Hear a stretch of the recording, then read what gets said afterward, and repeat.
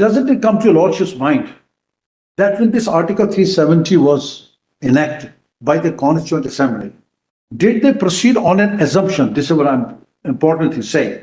Did they proceed on an assumption that this Constituent Assembly of the state of Jammu and Kashmir will recommend to the Union of India to do away with 370 so that it completely integrates? It could not have otherwise because of the instrument of... I have some reservation on the use of the word completely integrates. Integration has taken place in terms of Article 1. Integration. I said complete integration. No, probably what clause 3 says is Articles 370, which is a special provision, can be abrogated, can be modified, and or made applicable with exceptions. That's all. Integration is, as far as Article 1 is concerned, is complete. Can we divorce it from the context? We're going simpliciter as on today. In 2023, it's easy to say so, sir, with respects that it simply says we can get rid of this Article 370 because it is flexible in terms of one part of clause 3. That's what my lords are saying. But it has a context. I'm more on the context. I can't divorce it from the context in order to appreciate and understand it. Anyway, please continue. In that context, you understood. It cannot be done. Of course, if you divorce it from the context, then of course, just like your lordship is saying that this is temporary. Why are my lords saying it is temporary? Because Part 21 says it styles itself as temporary, transient, and special provisions. Therefore, it is temporary. Why did you put it in Part 21? The marginal note of Article 370 says it is temporary. So, therefore, on these two facts, my lord is saying this is temporary. You know, Mr. Shah, yes. One thing which is very clear is that there was no conditional surrender of sovereignty to the dominion of India. The surrender of sovereignty was absolutely complete. Yes. And once the sovereignty was unquestionably and fully vested with the dominion of India, then the only restraints which would apply would be on the power of Parliament to enact legislation, so on and so forth. A few restrictions which remained, which were also then, as we have seen, subsequently modified. And in fact, there's in the Constitution Application Order of 1972, which is CO 93, which we'll find at Volume 3, page 52, the very interesting provision which comes in 1972. In 72, Article 248 was amended in relation to its application to the state of Jammu and Kashmir. And 248 was substituted, which provides for restitutory powers of legislation in respect of all other states. 248 reads with entry 97. Now it says Parliament has exclusive power to make any law with respect to prevention of activities directed towards disclaiming, questioning, or disrupting the sovereignty and territorial integrity of India. Therefore, the order of 1972 makes it now beyond the pale of doubt that sovereignty vested exclusively in India, and therefore no vestige of sovereignty was retained post the instrument of accession. May I submit to lordships this? Is it correct that Article 248 now applies, 248 as it is applicable to the state of Jammu and Kashmir immediately before 5th of August 2019, contains an absolutely clear and unequivocal acceptance of the sovereignty of India? I may respond to my lord's observation. First is the instrument of accession. 3, page 52. First, when there was instrument of accession, one legal question for my lord's consideration is this. When you accede, this was a general instrument of accession applicable to all the states. When you accede, do you transfer your sovereignty to the union or not? That is answered by this court, fundamental. They said, no, you have not transferred your sovereignty in terms of only instrument of accession. You transfer it only by way of merger agreement. When I concluded, what is superior? The Constitution of, what is superior? The Constitution of India? Of course, it's Constitution of India, but there's no doubt about that. Constitution of India is the merger agreement. 52. The Not instrument. merger agreement, instrument of accession. But with 370 in it. If it was no 370, it was different. My lords, Ultimately, come down. understand your lordship's mind that one is constitution of India is there. Your instrument accession goes, your sovereignty goes, your everything goes. Ultimately, it's But C7. it doesn't seem to be like that because this is something which has been there for 69 years. This is how the governments have worked it out. For 69 years, from 1950 to 2009. Now take a case of an Indian state apart from Jammu and Kashmir. Yes.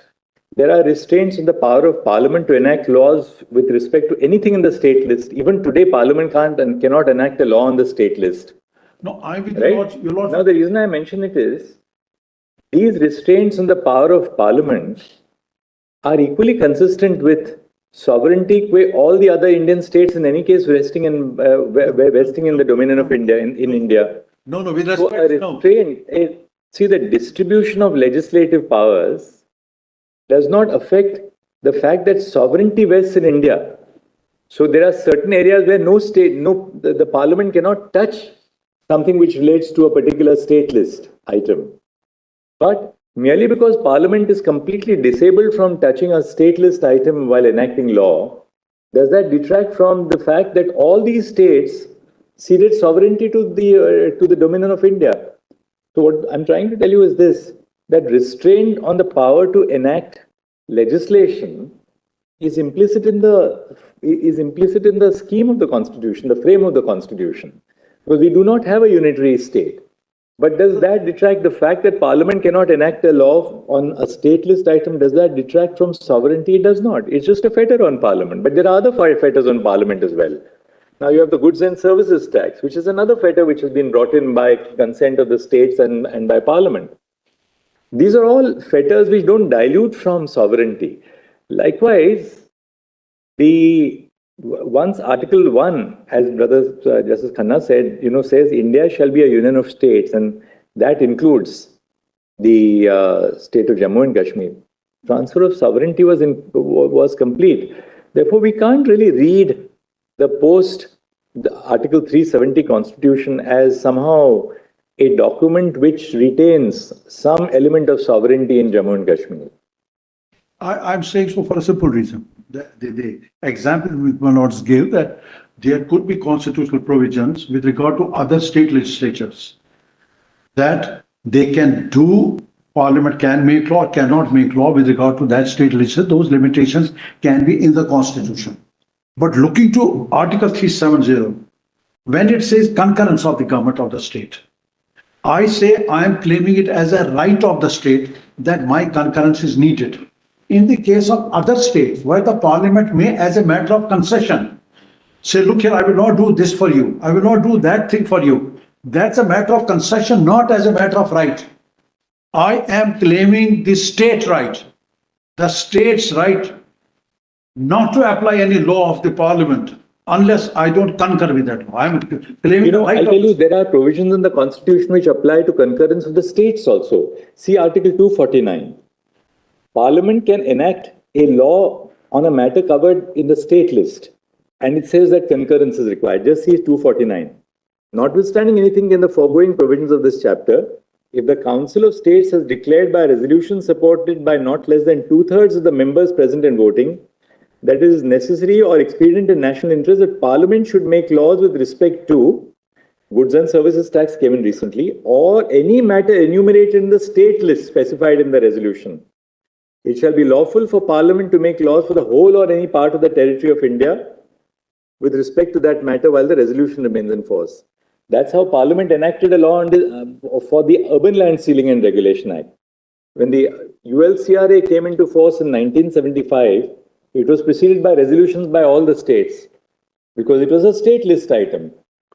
So even on other states, Parliament has been given the power to enact laws on the state list, but it's subject to the concurrence. Here it's the Council of States, because the Council of States represents the state. No concurrence required in this council. It requires a resolution of the Rajya Sabha. Resolution of the states.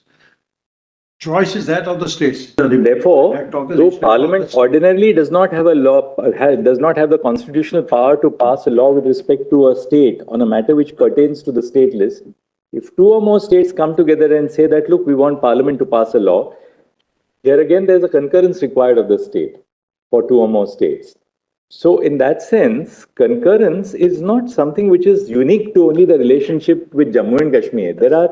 There are various shades of concurrence required in the Constitution. It doesn't reflect on the sovereignty of the Union. These are fetters. Now you see 246A, when it came in, as a result of the Goods and Services Tax Amendment. This is a classical case where the Government of India or Parliament can do nothing without the concurrence of the states.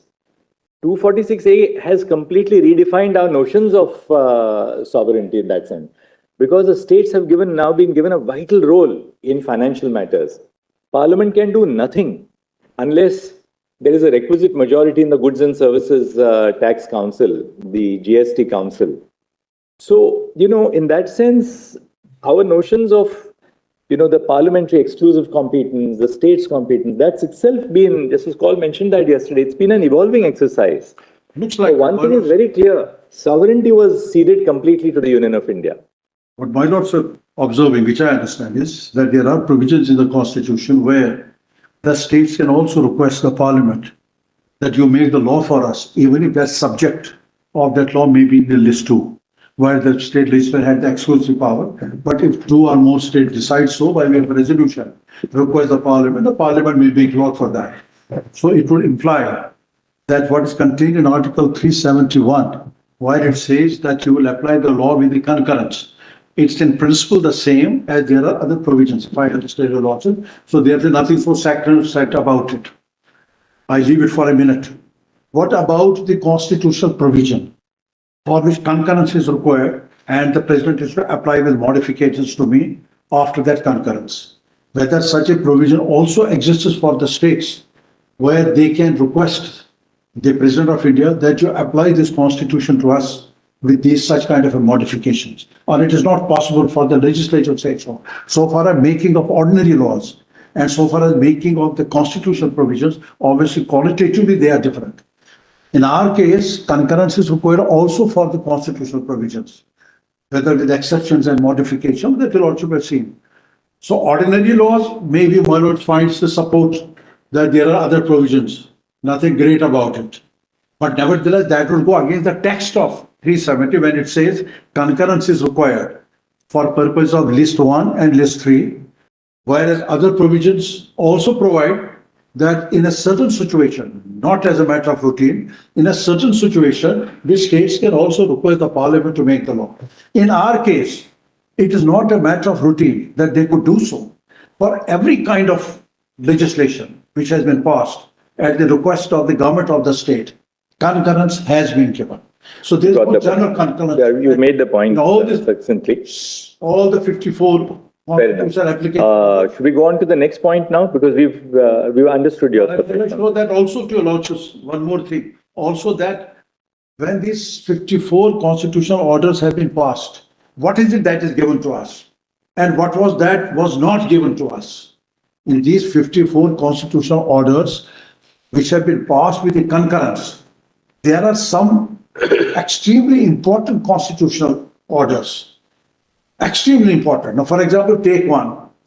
Article 3 provides for the alteration of the state's boundary, which has been read. I'm not dealing with that question, but I'm dealing it in a different way. For state of Jammu and Kashmir, you cannot do it. You cannot do it at all in terms of the 54 order. Now, why can't it be done for state of Jammu and Kashmir?